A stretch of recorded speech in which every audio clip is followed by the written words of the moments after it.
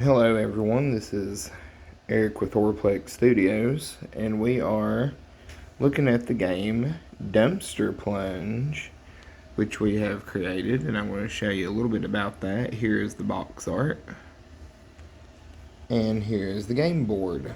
So, this is Dumpster Plunge.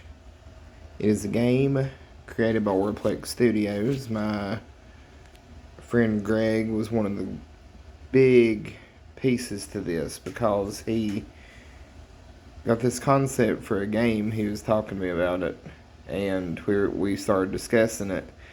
And he said, "Now listen, um, I have this game idea that involves trash cans." And I was thinking, okay, let's see what you got. And we started discussing it about that. They would use the dumpster, rate it, and try to get items. And that was the idea of the game. We started saying, hey, what if we did this with animals? What if the animals were the main pieces and the main characters? So we end up with a bear, a possum, a raccoon. Let's see. Well, the rat, the possum's on the other side of the raccoon. The rat, the possum, the cat, and the fox. So we ended up with those: bear, rat, raccoon, possum, cat, fox. And you can see here's your character pawns. They come in the box. There's the fox. And these are the kind of the simple versions we're using for the prototype versions. The bear. And the point is with this game is I'm going around this board. And as I go around, I roll my dice. Simple dice movement game. And when you hit different places, you have the trash can to hit, and you have plunge. Now, plunge means I draw something from the plunge deck, read the effect. This one says you may look at the top 3 cards of the dumpster and rearrange them as you like. So you would look here, look at the top 3 cards of the dumpster pile, rearrange them as you like. So that effect is something that's generally good. And the thing is with your characters, they have their own abilities, but I'm going to show you a little bit about the dumpster first. The dumpster, you're collecting items. So see, here is a toe ring, golden slippers. You can have work boots, and you can see these have values as you're looking. Diamond necklace.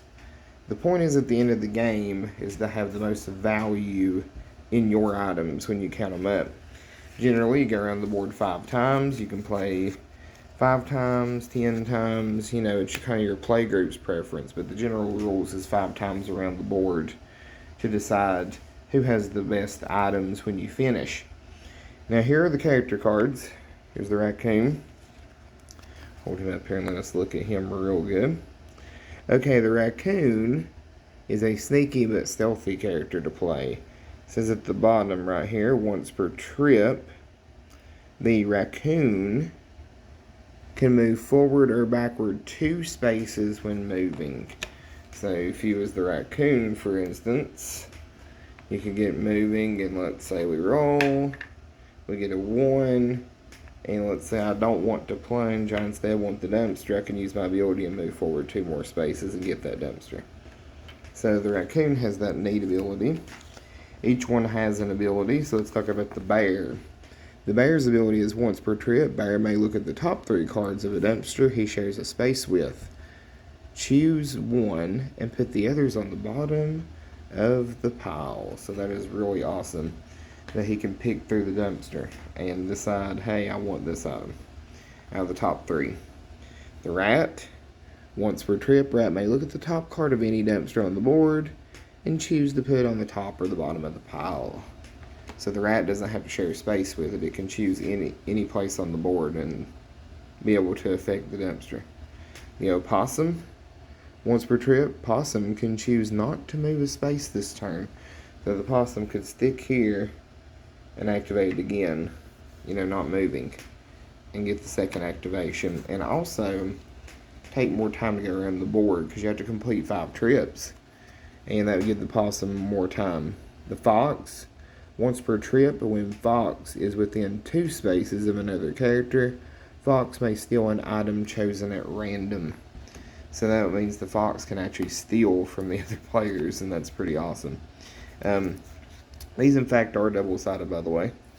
So if you was to spill something on one side, you can use the other side for your character. The cat. Once per trip, cat may advance up to 3 spaces forward instead of taking a movement roll. So instead of actually rolling, you can instead just move the 3 spaces. This game is really fun.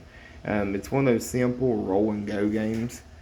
So if you have kids, if you have family that's not much into board games, if you have people that have been into board games for a while but they like just the simple setting, whatever you like. I mean, any of this works. This is a simple roll and go, but there's also a lot of strategy in the plunge cards, and there's strategy in using your characters to get these items that you use. So, dumpster plunge, and let me show you a little bit more of this box art here. Dumpster plunge. See, dumpster plunge, Oraplex Studios 2018. This is a very cool game that we've had in development. It's just getting to the point with where COVID had hit and people were having a lot of problems with the pandemic. We kind of set off of putting this out there for a little while. But now that people are getting to play again in person, it's a great time to show this game. So that's Dumpster Plunge, just a brief overview and the components.